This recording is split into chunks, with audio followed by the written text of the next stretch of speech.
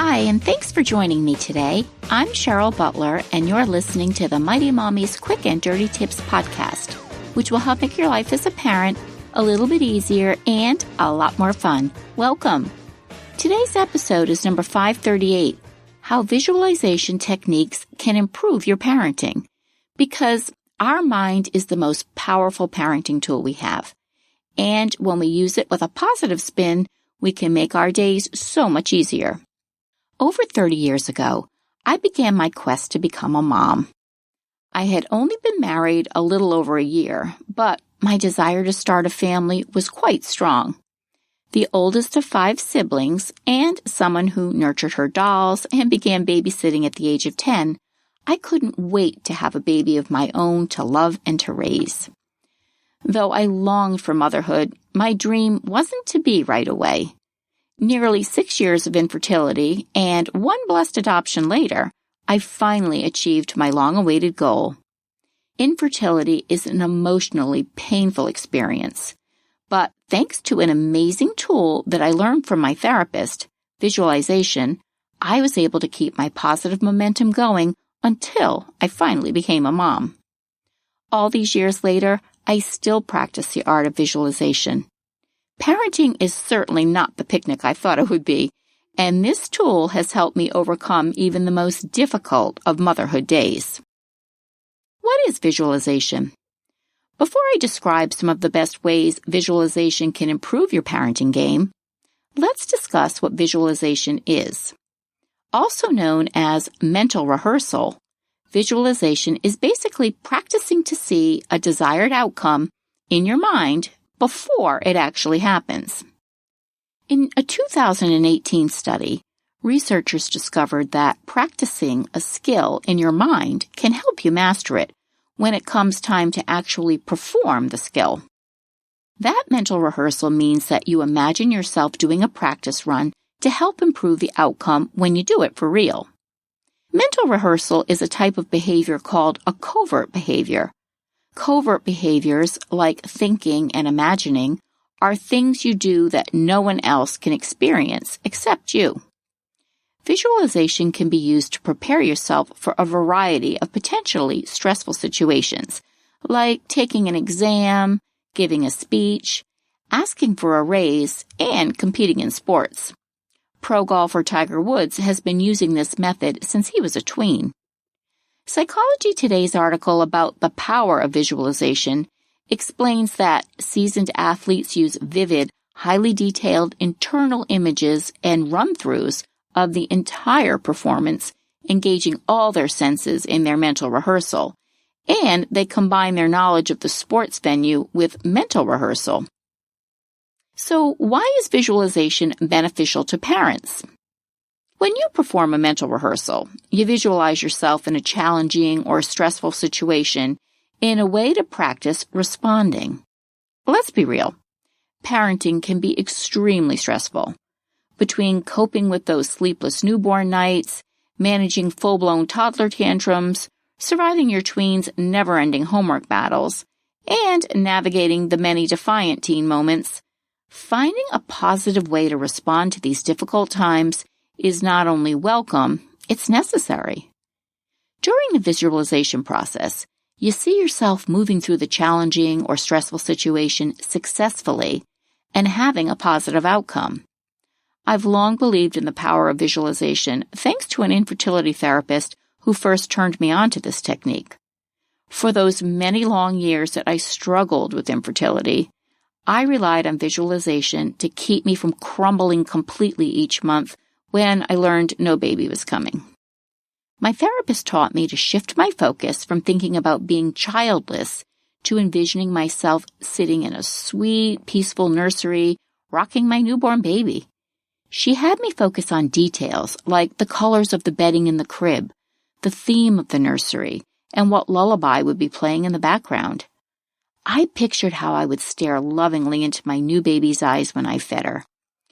Though difficult at first, I began to practice seeing the scenario over and over again, and soon it became much easier. In fact, I turned to this technique as a self-soothing mechanism whenever I had to attend a friend's baby shower or endure another failed infertility procedure. The more I practiced visualizing myself with a new baby and all those amazing moments that we create as a family, I was able to draw on those images no matter where I was or how I was feeling. Within the next year, I found myself in the real-life scenario of holding my newborn daughter just weeks after we adopted her. It was surreal, and it was everything I had visualized and dreamed of. Here are 4 ways that you can put the act of visualization to work for you when you're feeling overwhelmed. Visually paint your desired outcome. Being a parent means you might have to cope with a rebellious child, a toddler who melts down on the grocery store checkout aisle, mountains of laundry, meal planning, or the challenge of finding a few stolen moments with your significant other. When life gets overwhelming, find a corner of your home, and more importantly your mind, and shift your current state. Scientists at Montreal's McGill University discovered something interesting in a 2011 study. Researchers wanted to see whether visualization would help students eat more fruit. They asked the students to make a plan for eating healthier, what fruit to buy, where to buy it, when to eat it. When they added visualization, the students were more successful in adjusting their eating habits. The next time your 3-year-old refuses to sit on the toilet but instead wets his pants, visualize 2 things. 1, imagine yourself staying calm and in control instead of getting worked up and irritated with him for having another accident. Toilet training takes time, lots of it. So if you mentally train yourself to keep your cool, instead of reacting with frustration when he isn't successful, you'll have the mindset to encourage him, not scold him. And 2, envision him leaving the bathroom with dry underpants, the 2 of you exchanging a high five to celebrate his accomplishment. Woohoo!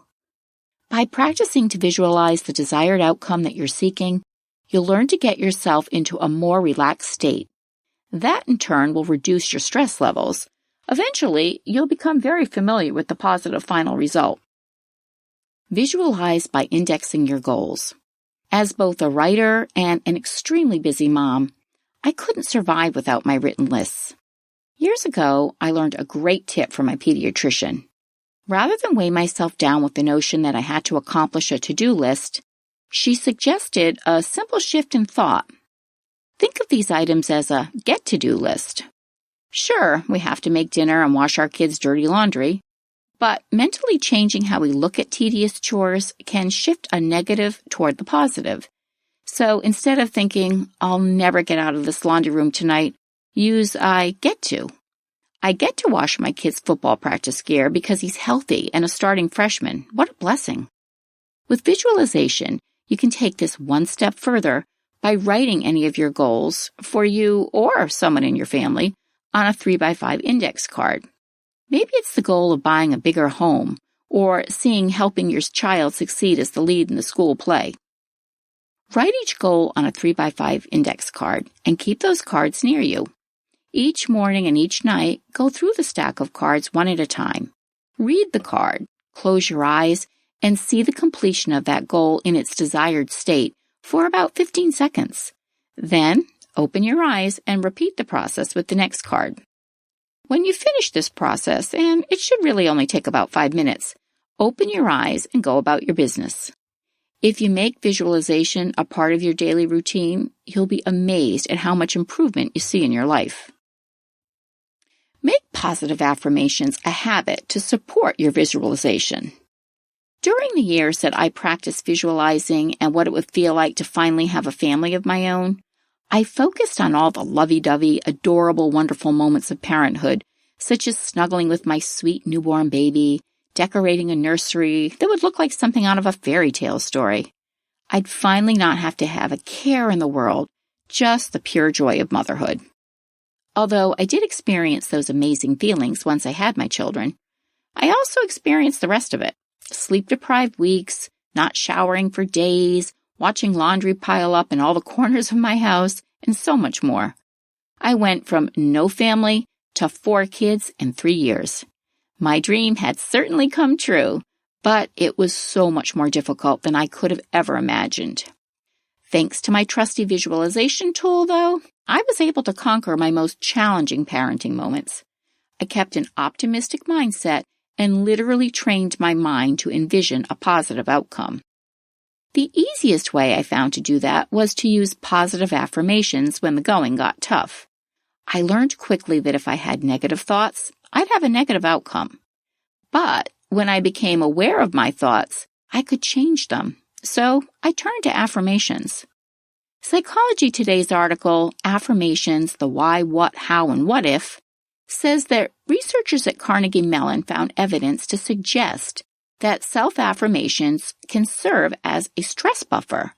They can also improve problem-solving skills for people who are chronically stressed. An affirmation is a statement that evokes not only a picture, but the mental experience of already having what you want. Positive affirmations are statements that are repeated to encourage and uplift the person speaking them. They're always used in the present tense. An example of one of my positive affirmations on a day when things were not going my way would be, I'm a wonderful mom. Each day of my life is filled with joy and love. I make the best of every day, and my kids are thriving in the loving environment that I'm happily providing for them. Repeating an affirmation several times a day keeps you focused on your goal. It strengthens your motivation and programs your subconscious mind to encourage us to believe in ourselves. Lastly, you can create a vision board. One of my favorite ways to get creative when my kids were younger was to create scrapbooks.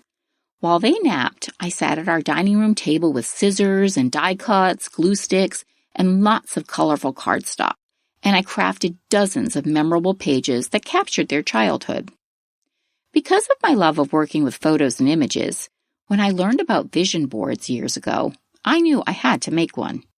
A vision board is a powerful tool that allows you to visualize your goals and dreams. You can be as simple or elaborate as you want when creating one. Many people use poster board and then they decorate it with photos from magazines, inspiring quotes, family photos, basically anything that illustrates what you desire in your life. Digital scrapbooking is now quite popular and not quite as messy. With access to dozens of online photo platforms, we can create amazing keepsakes just at the click of a button. And that goes for creating an online vision board as well. I used acrylic photo frames for my vision boards so that I could encase them in a protective covering. I took advantage of my scrapbooking materials and created themed vision boards: family life, marriage, career, vacations, my dream home, etc. Not only did these completed projects serve as a visual, tangible reminder of how I wanted these areas of my life to be, but they made for fun and attractive art to display in our home. And my kids were fascinated by them, and they'd ask lots of questions about the pictures and contents of each one, and soon began to create their own. I've been making vision boards for nearly 15 years and continue to be motivated by the finished project. In fact, dozens of the goals I've mapped out in my vision boards have come true. I encourage you to try making your own. It's a cathartic way to release tension and build positive momentum for enjoying your family during the good and not so good times. And before I go, here's a quick preview of what's coming up next week. Parenting encompasses so many incredible emotions. When things are going really well, we love to shout it out to the world about how great things are. But when life hands us some unexpected challenges, we still have to deal with our emotions, and one of those that can be challenging at best is shame. We've all been there dealing with something that can be totally out of our control, such as a painful divorce or dealing with a child who's constantly getting into trouble at school. My upcoming podcast will offer some strategies on how to parent when you're feeling shamed. So I hope you'll subscribe to the Mighty Mommy podcast through your favorite platform so you'll get notified when this episode is available. Have you ever tried the art of visualization to help you with your parenting journey? Please share your thoughts in the comments section at quickanddirtytips.com/mighty-mommy. And you can post your ideas on the Mighty Mommy Facebook page. You can also visit my family-friendly boards at pinterest.com/mightymommyqdt. And I hope you'll subscribe to the QDT newsletter to get parenting tips and more delivered directly to your inbox.